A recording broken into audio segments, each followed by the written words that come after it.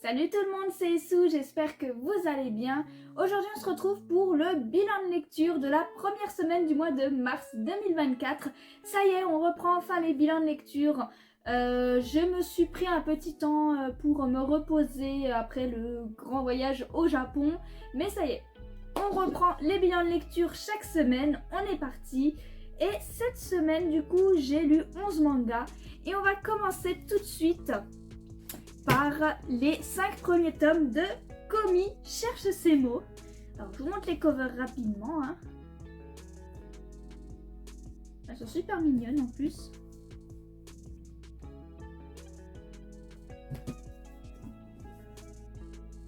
Voilà.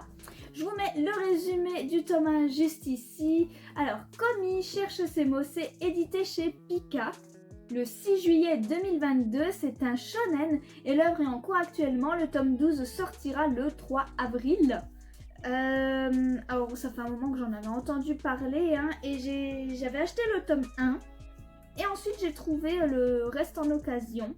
Il faudra que je me mette vite à jour parce que du coup j'ai assez bien apprécié la série. Au départ j'avais peur de me lancer dedans, tout simplement parce que voilà, il commence à avoir quand même pas mal de tomes et j'avais peur que ce soit un petit peu redondant par rapport à la thématique. Mais comment vous dire que j'ai adoré. Je trouve le personnage de Komi très attachante.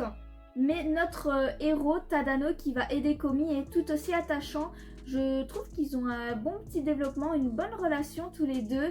Et Komi, elle est vraiment trop mignonne. Elle a beaucoup de difficultés à s'exprimer, à communiquer. Et Tadano, il est vraiment là pour l'aider. Et grâce à lui, elle va pouvoir commencer à se faire petit à petit des amis.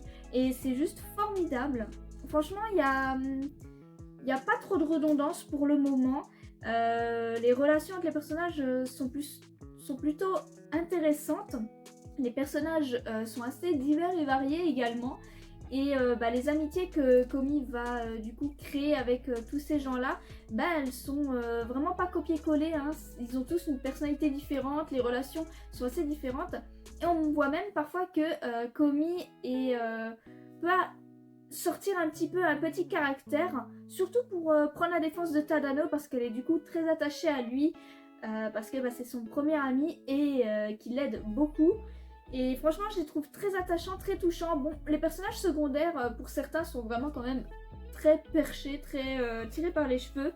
Mais c'est pas grave. Franchement, ça donne un petit peu de peps, on va dire. C'est un petit peu drôle. Mais j'ai beaucoup aimé le fait qu'on parle de tout ce qui est anxiété sociale. C'est pas forcément évident et je trouve que c'est intéressant d'en parler sous forme de manga. Ça peut parler à beaucoup de gens. Et c'est vrai que voilà, c'est très touchant. Il y a des fois où on peut se reconnaître en Komi. C'est vrai qu'elle, c'est vraiment extrême, son anxiété sociale. Mais dans certaines situations, on peut carrément se sentir concerné. Moi, par exemple, quand je la vois essayer de commander, par exemple, une boisson et ne pas y arriver, je suis exactement pareil. Il y a des situations où je me suis vraiment reconnue et c'est vrai que c'est terrible. C'est assez terrible, mais c'est adorable de voir qu'elle est soutenue, qu'elle est aidée, qu'elle est accompagnée et que petit à petit, même si c'est compliqué et que même si voilà, elle fait des efforts, ça reste assez minime tout de même, ça fait plaisir de voir qu'il y a une évolution et qu'elle fait vraiment de son mieux. Et j'ai très hâte de voir comment ça va se passer avec les nouvelles amitiés qu'elle va se créer et sa relation qui va sans doute évoluer avec Tadano. Franchement, on rigole vraiment pas mal à certains moments et franchement, on passe un bon moment. Pour le moment, c'est très intéressant. J'attends de voir quand même si c'est pas trop redondant par la suite parce que quand même, on doit monter jusqu'à 100 amis. J'ai quand même hâte de voir ce que ça va donner. Je pense qu'on n'est pas encore au bout de nos surprises. C'est pas prise de tête et c'est agréable. Après, au niveau des dessins, les dessins c'est très classique. C'est pas vilain, c'est pas incroyable non plus. Mais voilà, ça se laisse feuilleter, c'est sympa. On passe ensuite au tome 1 de Ce printemps rémanent. C'est édité chez Akata. le 7 juillet 2022. C'est un Josei et l'œuvre est terminée en 5 tomes. C'est une petite série. Je vous mets le résumé du tome 1 juste ici d'ailleurs. Et j'ai adoré. Franchement, je vais vite me prendre les autres tomes, surtout que c'est une petite série parce que celle-ci, elle est incroyable. Donc vraiment, on suit la petite Haruta qui est mangaka.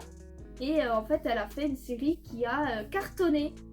Sauf que voilà, les gens ils s'attendent à une nouvelle série maintenant que cette série qui a cartonné arrive à sa fin.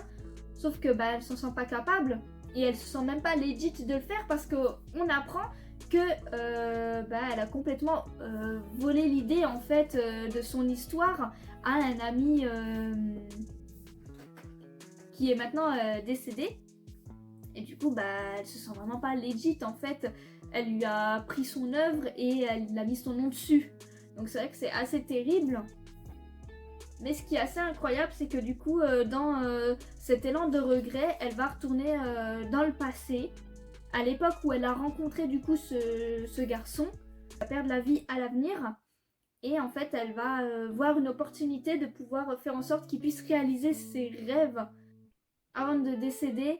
En moins qu'il puisse publier son œuvre avant de partir.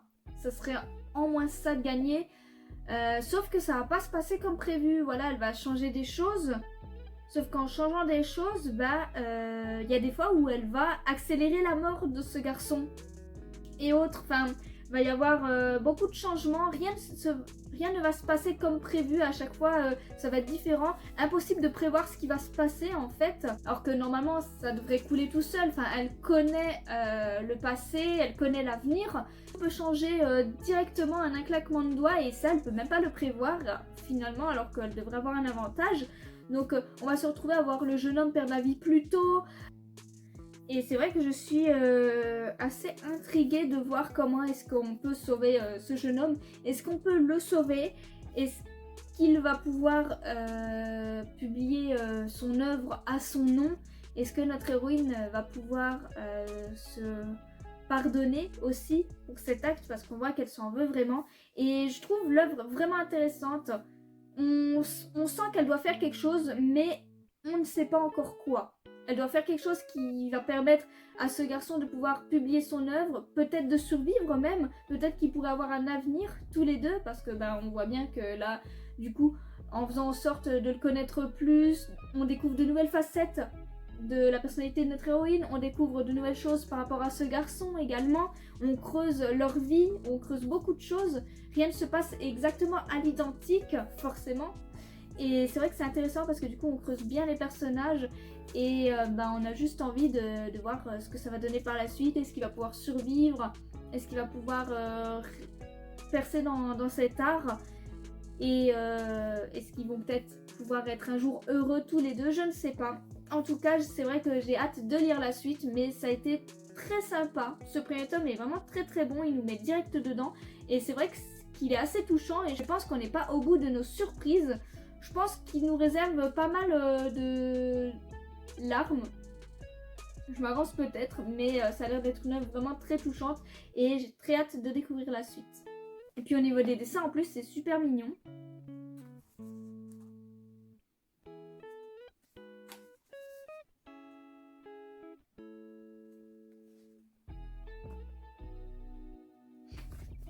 Et pour finir ce bilan de lecture de la semaine, j'ai lu les tomes 1 à 5 de Shiki.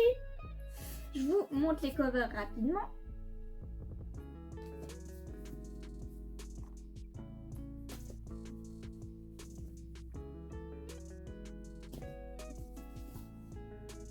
Du coup, Shiki c'est édité chez Crunchyroll le 25 mars 2010.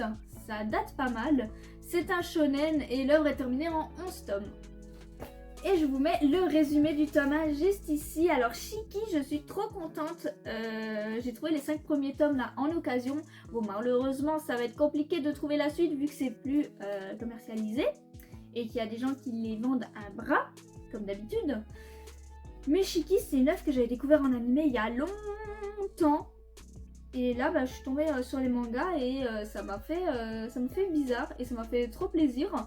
J'avais complètement oublié l'œuvre, en fait, elle était partie de mon esprit. En voyant les mangas, je me suis dit, mais je connais en fait. Et de mémoire, j'avais plutôt bien apprécié. Et le truc trop marrant, c'est que j'avais complètement zappé que c'était une histoire de vampire. Dans ma tête, je sais plus pourquoi, à cause de leurs yeux tout noirs là, leurs yeux bizarres. Dans ma tête, c'était une histoire avec des démons, mais rien à voir. Complètement perdue la fille. Mais voilà, Shiki, c'est vraiment super bien. Alors ça met un petit peu de temps à se lancer.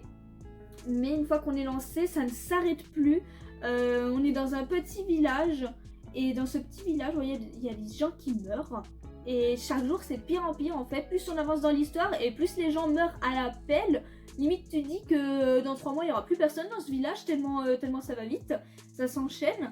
Et en fait, petit à petit, voilà, on va suivre 2 groupes. On va suivre le groupe des médecins et on va suivre un groupe d'adolescents. Et tous les deux ont compris qu'en fait, c'était des vampires. Voilà, ils les ont vus, ils ont compris, ils ont réfléchi. Enfin, voilà. Ils ont fait à leur sauce, chacun de leur côté, mais au final, ils ont compris de la même chose. Et d'ailleurs, j'espère que le groupe va se former au fur et à mesure, hein, parce que plus on est, plus fort on est. Et je pense que de la force, ils en ont besoin. Hein. Donc c'est vrai que voilà, ils savent que c'est des vampires, mais après, ils savent pas trop quoi faire. Parce que, est-ce que c'est comme dans les mythes, comme dans les films, de l'ail, des talismans, des croix pour les vaincre, les décapiter, enfin voilà, ils sont un petit peu perdus. Il y en a en plus qui résistent à la lumière du soleil, d'autres non.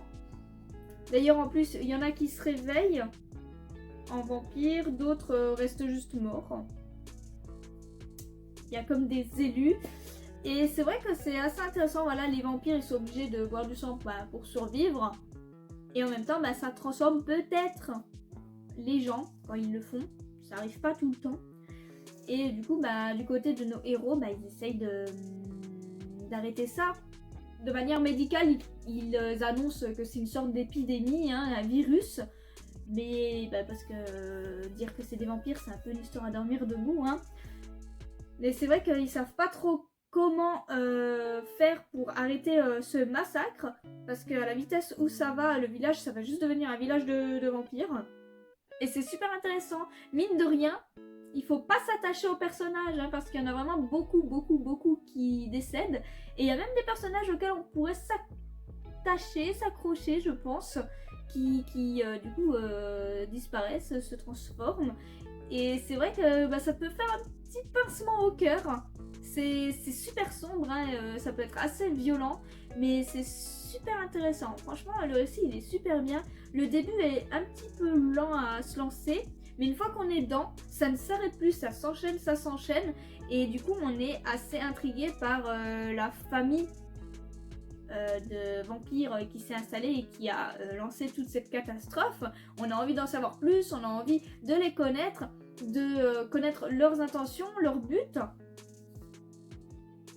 C'est vrai que tout est assez flou pour l'instant, on voit juste les gens se faire niapper les uns après les autres. Il y en a qui déménagent parce que du coup les vampires les hypnotisent on va dire et les obligent à déménager pour pas trop attirer les soupçons. Donc ceux-là, ça va, ils sont vernis, on peut dire, ils ont de la chance dans leur malheur quand même. Mais c'est vrai que c'est super bien fait, super intéressant, on sent vraiment la tension dans l'histoire. Après c'est vrai que les dessins sont assez particuliers. Je pense que ça plaît peut-être pas à tout le monde. Mais je trouve que ça va bien avec l'ambiance de l'œuvre. Très dark, c'est très spécial. En tout cas, j'espère que j'arriverai à trouver les derniers tomes de Shiki, histoire de conclure la série dans sa version papier, parce que j'aime beaucoup et ça serait vraiment dommage de pas pouvoir finir la série, quoi. C'est ainsi que se termine cette vidéo bilan de lecture de la semaine, j'espère qu'elle vous a plu. N'hésitez pas à me dire vos lectures de la semaine et si on a des lectures en commun ou non. Vous pouvez également me suivre sur Instagram pour suivre toutes mes reviews sur tous les mangas que je vous présente chaque jour ou presque. Là je vais reprendre petit à petit le rythme des reviews, c'est pareil. J'avais fait une petite pause du coup suite à mon voyage, mais là je vais tout reprendre. Et sur ce, passez une bonne journée.